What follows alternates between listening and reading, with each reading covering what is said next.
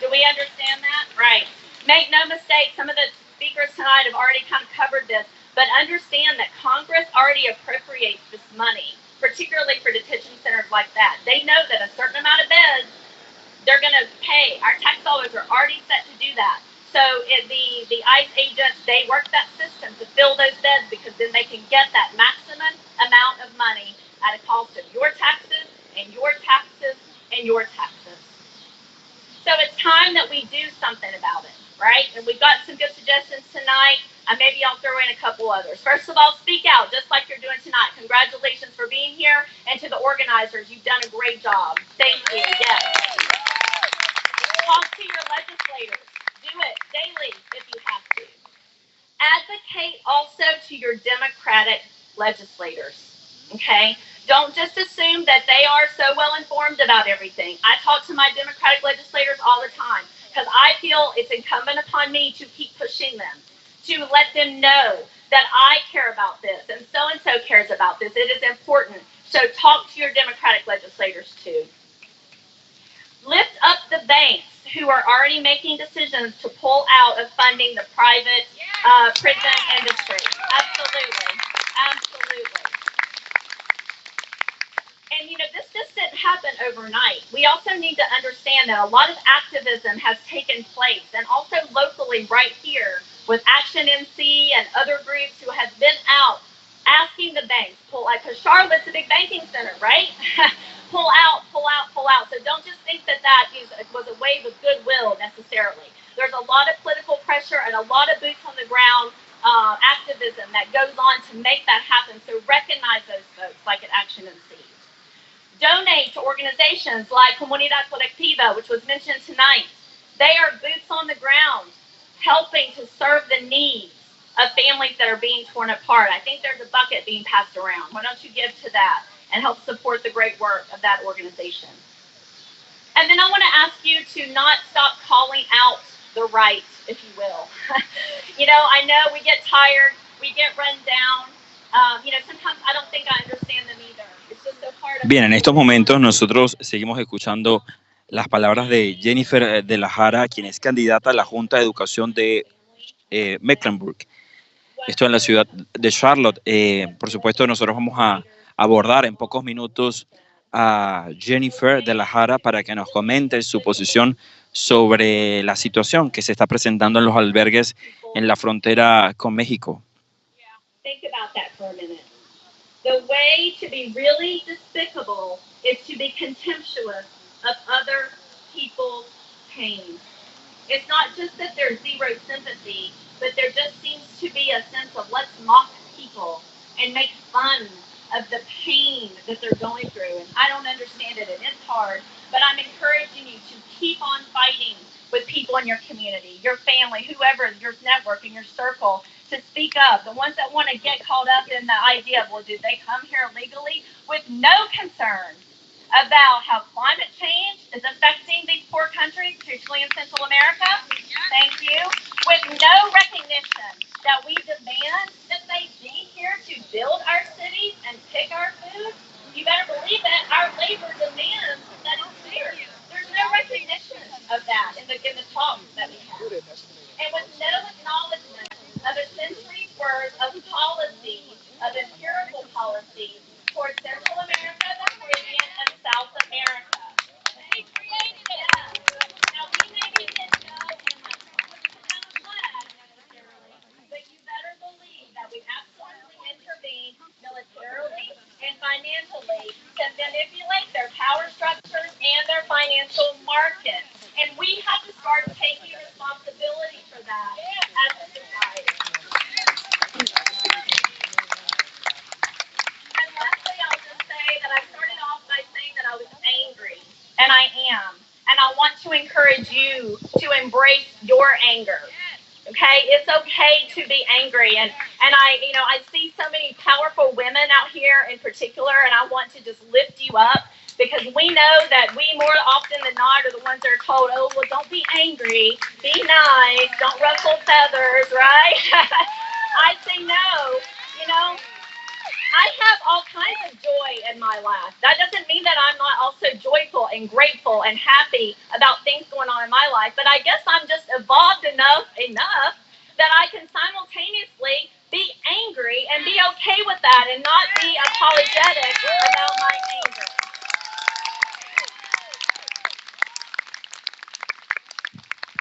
So it's incumbent upon us, um, to express that out of gratitude, not guilt. People don't want to say, "Oh, you just feel guilty for the past," or "You feel guilty." I don't feel guilt. I feel gratitude, and that makes me want to go forward. So I encourage you to do the same. Embrace your anger. Don't be afraid of it, and let's do something about it tonight. Thank you so much. I appreciate it.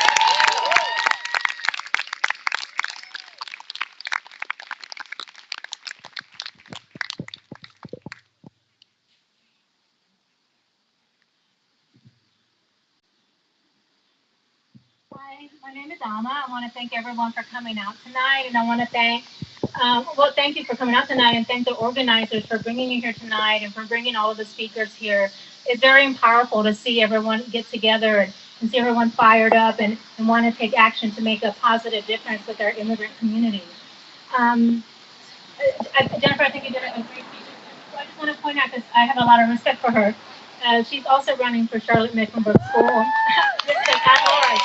mentioned that. Um, so, like I said, my name is Alma Hernandez. I am with the National Organization for Women, the Charlotte chapter, and we advocate for women's rights. And as we know, immigrant rights are women's rights. Um, they're not interchangeable. They're all one thing. So immigrant rights affect us. I'm also with Action North Carolina, Action called Action NC. They're also located in Charlotte. They have been advocating Bien, for vamos. women's rights for at least 10 years. Anything from immigration. Estamos completamente en vivo y en directo en este momento para conversar con Jennifer de la Jara, quien tengo conocimiento es candidata a la Junta de Educación de Mecklenburg. En el día de hoy, comunidades, vecinos de la ciudad de Charlotte, inclusive del estado de Carolina del Sur, donde nos encontramos, han decidido concentrarse en este campo a las afueras de lo que diríamos la cárcel de York City.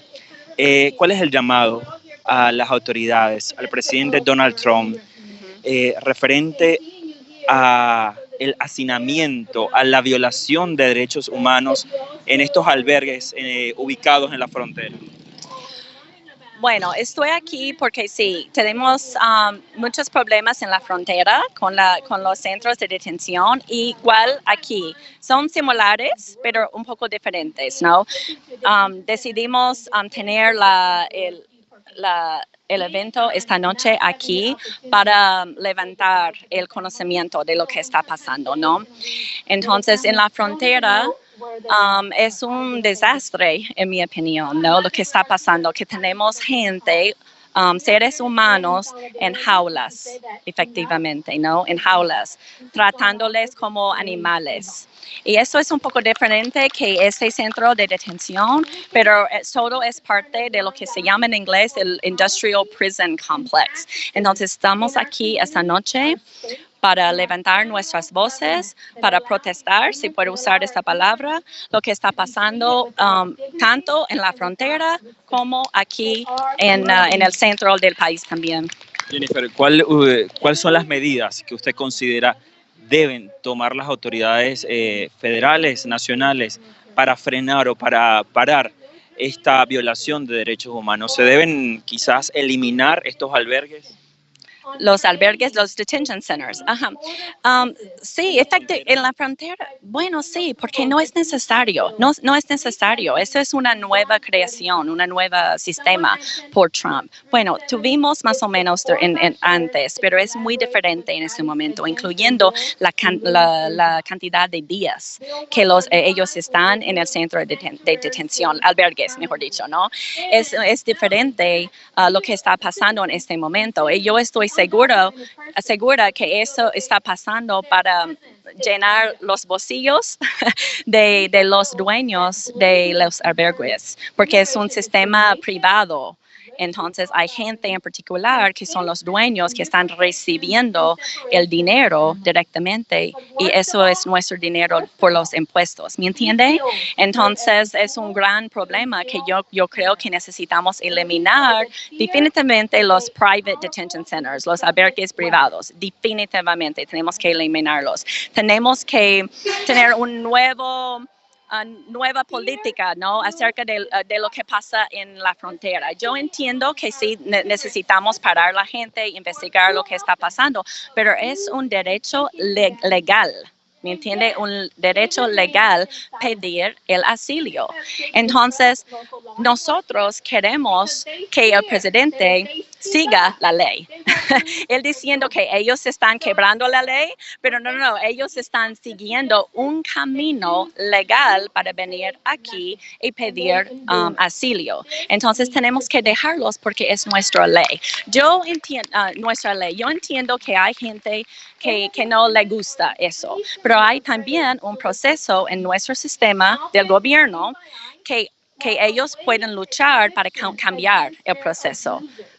Jennifer, si la solución no son los albergues, ¿qué decirles a las familias que llegan con lo que tienen en las manos a la frontera? No tienen a dónde ir.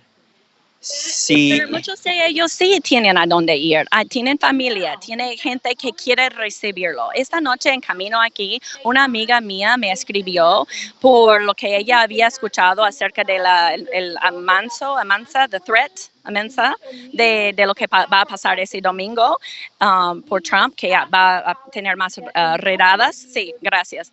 Y ella me dijo, yo quiero ofrecer un cuarto en mi casa.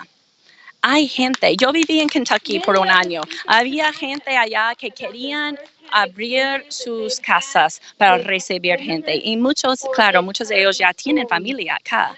Entonces el problema es que él no les deja pasar rápido, los detienen entre los albergues y ellos no pasan muy rápido. Y una vez, él mandó a ICE para arrestar a los miembros familiares que no tenían papeles, que ellos fueron con la intención para recibir sus familias, para tomar la responsabilidad, mantenerlos en sus casas mientras esperar su caso de asilo, y él mandó a ICE para arrestarlos.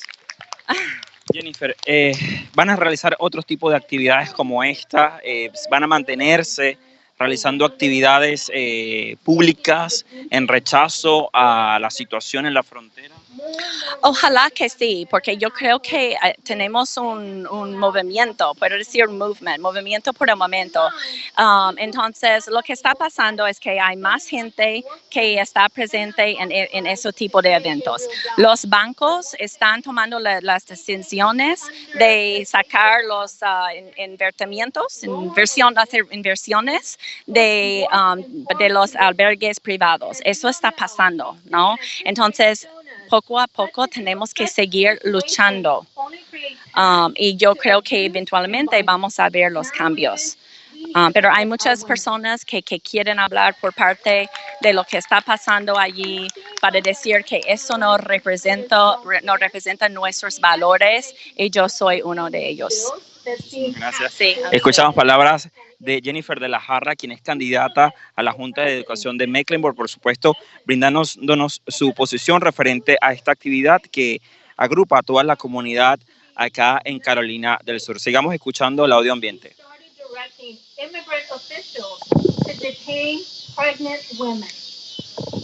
More than 2,500 mothers-to-be have been arrested and detained by ICE in the last 2 years. And that actually doesn't even count for all of them. Because if you've had any encounter with ICE, if you've worked with them at any level, so you know that ICE has never, ever been transparent or forthcoming with their records. So this number that I gave you is probably just a small portion of what's really going on. And just last year, before resigning, former Attorney General Jeff Sessions overturned a ruling so that domestic violence and gang violence can no longer be used as a means to asylum. So women that come here to flee this violence, and now being told that we cannot provide refuge for you under those circumstances. In Charlotte, this is astounding. In Charlotte, an average of 88% of asylum cases are denied. That's how many people, and the majority are women. That's how many of these women either end up staying, sneaking around, hiding in the shadows, or having to be forced back to the atrocities that they fled to begin with. So this is something we can no longer deny, that these current policies really serve as a venue for people to promote fear and discrimination. The inscription, or the famous quote from around for the Statue of Liberty reads, "Give me your tired, your poor, your huddled masses yearning to breathe free." It does not state, "Come to breathe intimidation, experience exploitation and deportation." We need to open our arms to these people that are fleeing. These people need security and love.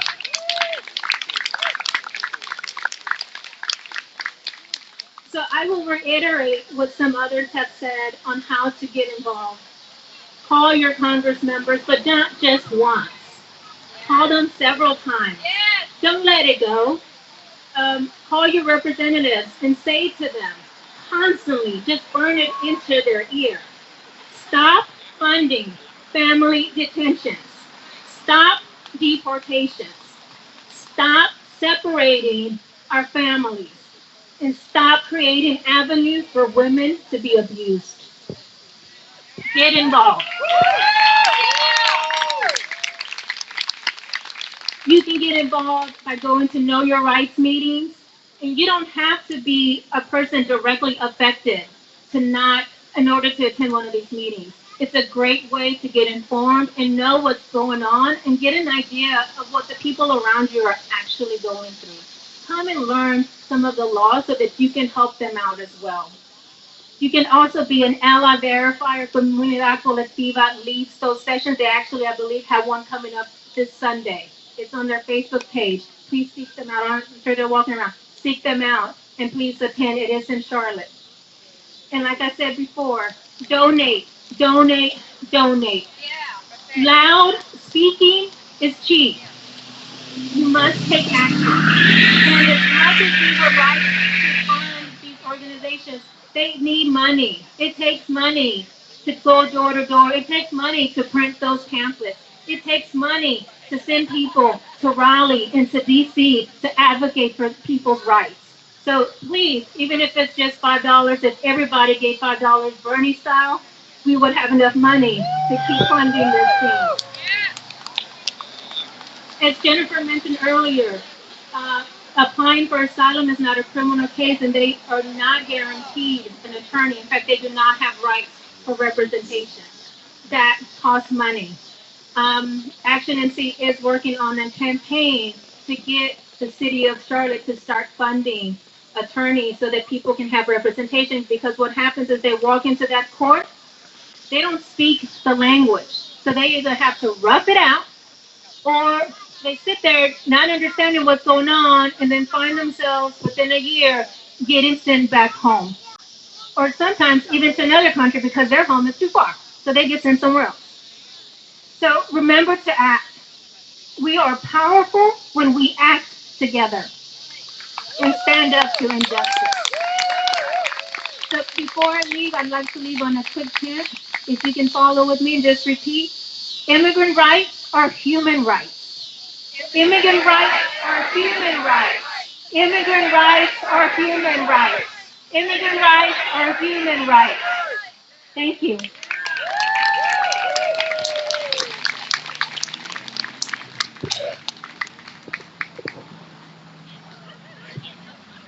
I have some help. So everybody, I want to introduce you to Trinity and Tristan. Woo! And their mom, Tiffany. Jen, sorry. I had the T's in my head. Thank you guys for being here. I'm kind of an impromptu addition to the agenda. So I just want to read a little quick something for you as you see the children. This artwork that we have here is by an artist named T.L. Duryea, and she did a beautiful rendition. The 6 children that you see here are the 6 who have died in custody. And the other child is the one that's that iconic photo that you saw a year or more ago at the border. So we are here tonight to take this in. We are here to, as Trinity has her sign, to love your neighbor as yourself. And the fact that you're here, the fact that you made this drive, the fact that you made a sign, the fact that you are sitting in the heat, the fact that you are doing something is a sign that we care. And we are going to keep doing that. Who's going to keep doing that? Yes. All right. So we really do know that this is, if you're like me, something I've never seen in my lifetime. And something I never thought I'd see. Although, like Jennifer said, I knew when I saw that orange mess coming down the escalator that we were in trouble. And because we have all ages with us, I'm going to ask Kristen to just say thank you. Can you say thank you for coming? Thank you for coming. We're not done, so don't leave. But. Thank you for coming. Love your neighbor as you love yourself. There you go. Thank you. Thank you, everybody.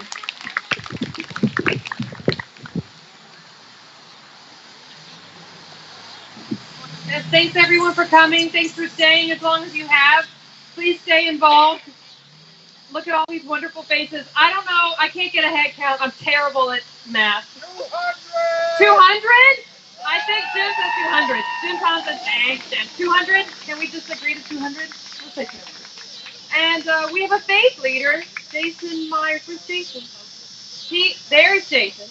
He is a minister in Chester, South Carolina with the Presbyterian Church. He is going to lead us in a brief prayer and a moment of silence, and then get your singing pipes ready. Thanks again, everyone, for coming, and see you next time. I did not know I would be speaking, but I am a minister. We're told to be ready in season and out. So I'm ready. I'm actually here in part because of my participation in the Poor People's Campaign. If you have not heard about that, please be active in the Poor People's Campaign. It was me that was yelling, we would not be caging white people when Mark Ali was speaking.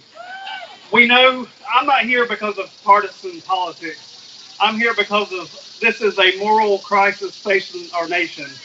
And we say this is not us, but this is us. This is who we have been. We have been oppressing people of color, communities of color, since before we were founded, since before we said we hold these truths to be self-evident. We are just now coming to grips with what we have created. We're just now coming into a moment in history where we can be honest about our history. And that's really what I encourage people to do. We need to be honest about our history as Americans. We need to be honest that from its foundation, we have been extracting wealth from people of color.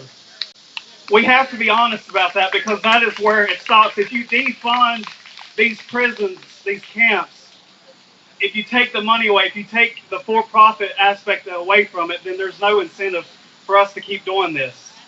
And so I want to remind you, I'm going to be speaking from a Christian perspective, but this perspective is for all people of good conscience, whether you're of faith or not. But from Isaiah 10, it says, woe to those who make unjust laws, to those who issue oppressive decrees, to deprive the poor of their rights and withhold justice from the oppressed of my people, making widows their prey and robbing the fatherless.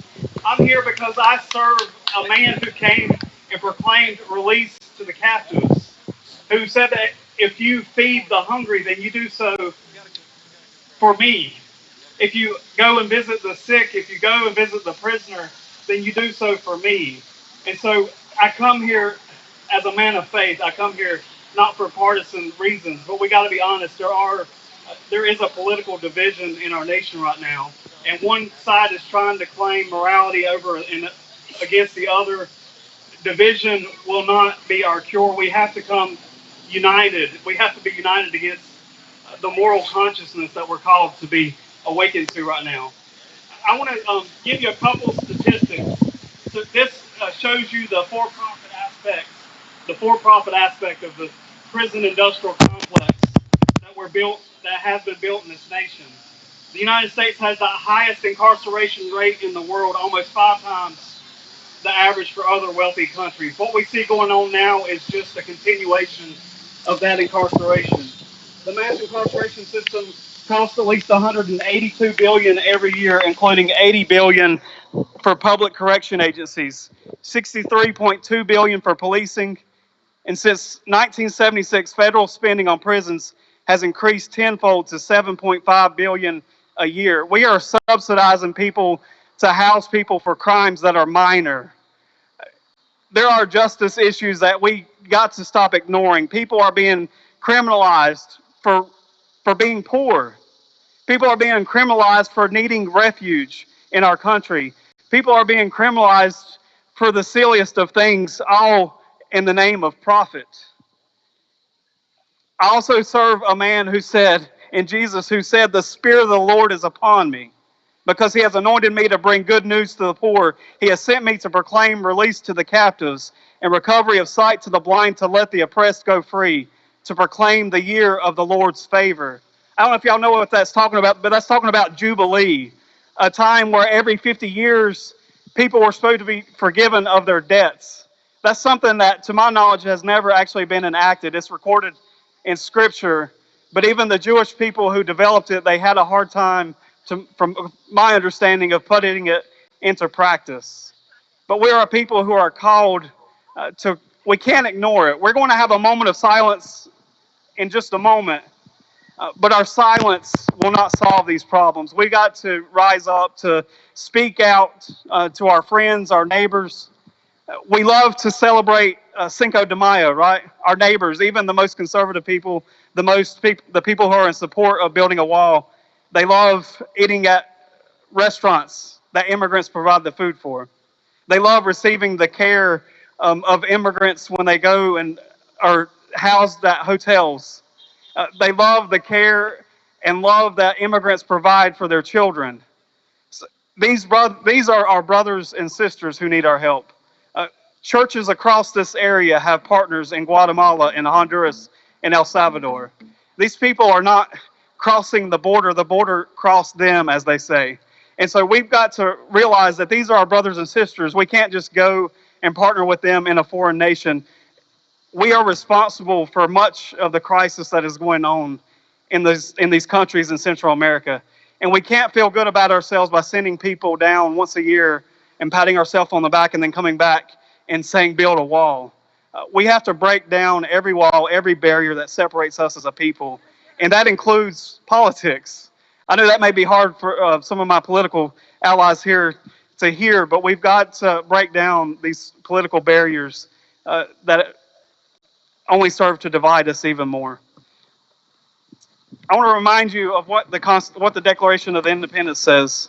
We hold these truths to be self-evident, that all men are created equal, that they are endowed by their Creator with certain unalienable rights, that among these are life, liberty, and the pursuit of happiness, that to secure these rights, governments are instituted among men, deriving their just powers from the consent of the governed, that whenever any form of government becomes destructive of these ends, it is the right of the people to alter or to abolish it, and to institute a new government, laying its foundation on such principles and organizing its powers in such form as to them that shall seem most likely to affect their safety and happiness.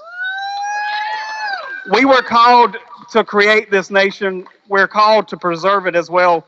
We're called to preserve the liberties of all people, those people who desire to yearn to breathe free. And we can't just limit those freedoms to ourselves, those who live here comfortably already. We have to extend it to everyone. We're going to now turn to a moment of silence. The sun is not quite down yet. Do you want another speaker? We're good.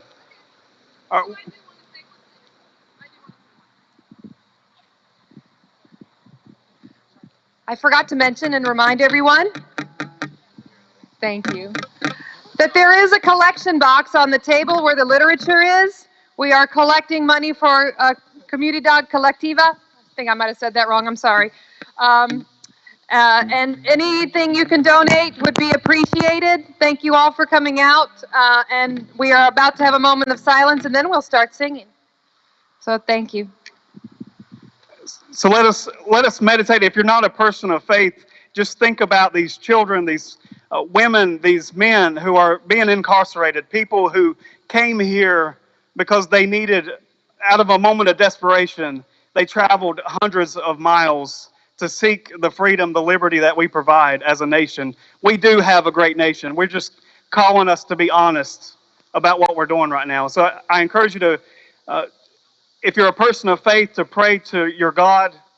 If you're not a person of faith, to meditate and to think about these people who need our support. Let us go to a moment of silence.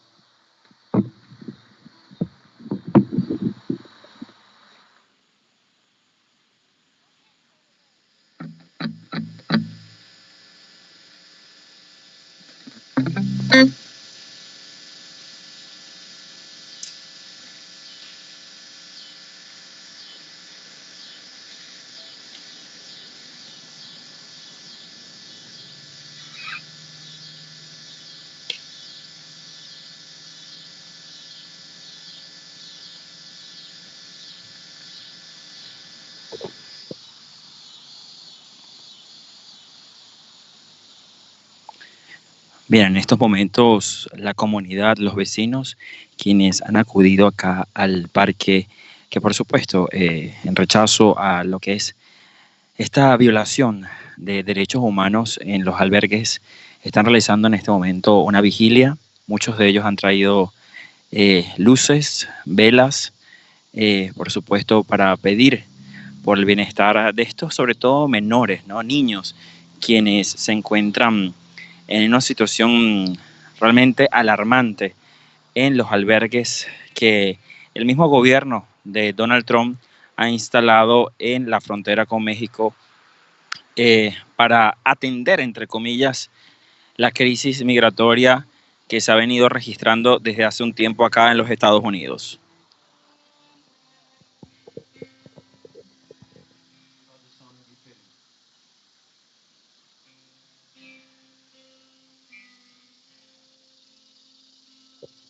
Bien, por supuesto, nosotros con estas imágenes que hemos llevado para ustedes desde el estado de Carolina del Sur, específicamente desde la ciudad de York, completamente en vivo y en directo, hemos realizado esta transmisión a través de toda nuestra plataforma digital, y es que organizaciones, miembros de la comunidad, líderes civiles, se agruparon en esta actividad bien sentida, un poco para extender un llamado, un grito de ayuda, de exigencia a las autoridades gubernamentales para que tomen cartas en el asunto con relación a la situación que se viene presentando en los albergues en la frontera con México.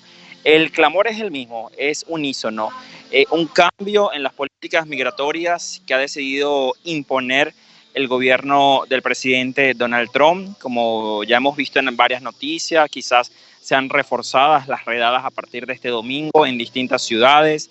Es un grupo no solamente de hispanos, estamos hablando de inmigrantes en general que pueden venir de cualquier parte del mundo, quienes se sienten atemorizados por estar acá, por iniciar una nueva vida en los Estados Unidos de Norteamérica. Por supuesto, esta información usted la verá ampliada en toda nuestra plataforma digital, ya resumida quizás en notas informativas para que usted conozca qué fue lo que ocurrió esta noche en la ciudad de York, acá en Carolina del Sur. Y por supuesto, Progreso Hispano TV, ahora con toda su plataforma digital, completamente en vivo y en directo, lo llevó para ustedes. Nos vemos pronto.